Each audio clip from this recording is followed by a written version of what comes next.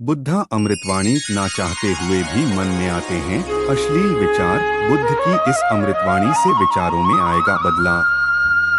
मनुष्य का मन बहुत ही चंचल होता है और इसलिए मन में कई तरह के विचार उत्पन्न होते हैं।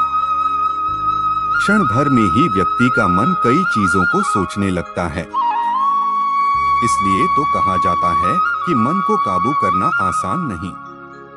लेकिन गौतम बुद्ध मन को नियंत्रित करने के आयामों के बारे में भी बता चुके हैं। मन में विचारों का आना गलत नहीं है कि लेकिन मुश्किल तब हो जाती है या विचार ऐसी परिस्थिति में गलत होते हैं जब मन में अश्लील विचार आते हैं।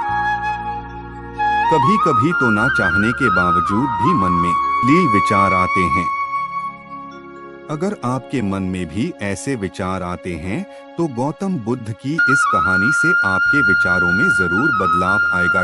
बुद्ध अपने भिक्षुओं को उपदेश देने के साथ ही उन्हें भिक्षाटन के लिए भेजते थे। एक बार उन्होंने अपने भिक्षु भरत को भिक्षा लेने के लिए एक श्राविका के घर भेजा। भरत पूरे रास्ते मन में यह सोचते हुए श्राविका के पास गया कि आखिर आज भिक्षा में क्या भोजन खाने को मिलेगा। क्योंकि भरत चंद्रुवंश के राजकुमार थे और बुद्ध के सानिध्य भिक्षु के रूप में दीक्षित हुए थे, हमेशा भरत को महल में खाने के लिए स्वादिष्ट पकवान मिलते थे। लेकिन आज भिक्षा के रूप में उसे जो भी मिलेगा संतुष्ट होना पड़ेगा। श्राविका के घर पहुंचकर भरत ने भिक्षा मांगी। श्राविका ने भरत को बैठने के लिए कहा और भोजन लाने के लिए घर के भीतर चली गई। इधर भरत फिर से अपने प्रिय भोजन के बारे में सोचने लगे और जैसे ही श्राविका भोजन लेकर आई तो भरत अचंभित रह गए। भरत ने देखा कि श्राविका ने उनके लिए उनके पसंदीदा पकवान परोसे हैं और अपने प्रिय भोजन को देखकर वह खुश हो गए। भोजन ग्रहण करते हुए भी भरत सोच रहे थे कि महल में तो उन्हें भोजन के बाद विश्राम करने की आदत है, लेकिन आज उन्हें भोजन के बाद वापस तेज धूप में चलकर आश्रम जाना होगा। लेकिन भोजन के बाद श्राविका ने भरत को कुछ समय के लिए विश्राम करने का आग्रह किया।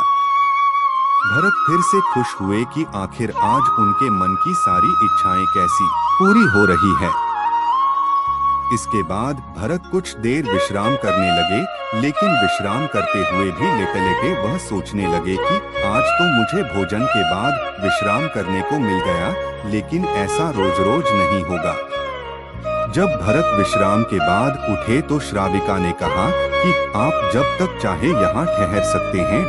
भरत अब समझ गए कि ये कोई संयोग नहीं हो सकता। उन्होंने श्राविका से कहा कि मुझे क्षमा कीजिए, क्या आप मेरा मन पढ़ सकती हैं? श्राविका हाँ में उत्तर दिया और कहा कि हाँ मैं मन पढ़ सकती हूँ।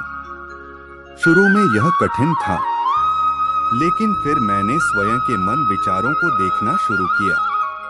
पहले मेरे विचारों की संख्या अनगिनत हुआ करती थी। इसके बाद मैंने विचारों पर ध्यान केंद्रित किया, बिना पक्ष विपक्ष के अपने विचारों को देखने लगी। इस तरह से धीरे धीरे मेरे मन में विचारों की संख्या कम होती गई और सारे व्यर्थ विचार दूर हो गए। इसके बाद से ही मैं दूसरों के मन में चल रहे विचार को पढ़ लेती हूँ। हालांकि श्राविका की बात सुनकर भरत घबरा गए। इसके बाद भरत ने श्राविका से आज्ञा ली और आश्रम के लिए निकल पड़े।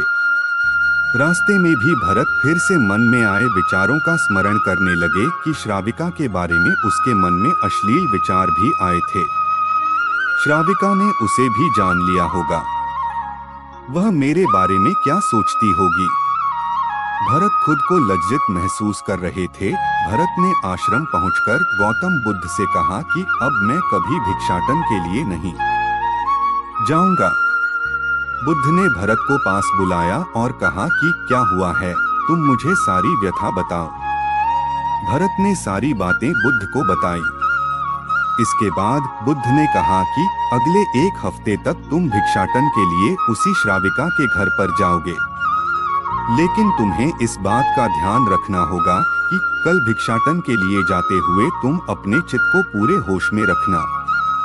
तुम्हारे भीतर क्या विचार उठे उन पर ध्यान केंद्रित करना और यह भी ध्यान रखना कि तुम्हारे मन में कौन सी वासना उठी है। तुम कल इन सभी चीजों को ध्यान में रखकर जाना और इसके बाद मुझे वापस आकर बताना। अगले दिन भरत भिक्षाटन के लिए गए। बुद्ध के बताए अनुसार वह पूरे रास्ते अपने होश को जागृत रखते हुए चल रहे थे। जब श्राविका का घर आया तो भरत ने भिक्षा मांगी। उसके भीतर कोई वासना नहीं थी और न ही कोई विचार उत्पन्न हो रहे थे, क्योंकि उसने अपने मन को पूरी तरह जागृत रखा था। भरत ने भिक्षा ली और आश्रम चला गया। भरत ने बुद्ध को प्रणाम किया और कहा कि आज उसे जिस आनंद की अनुभूति हुई वह पहले कभी नहीं हुई।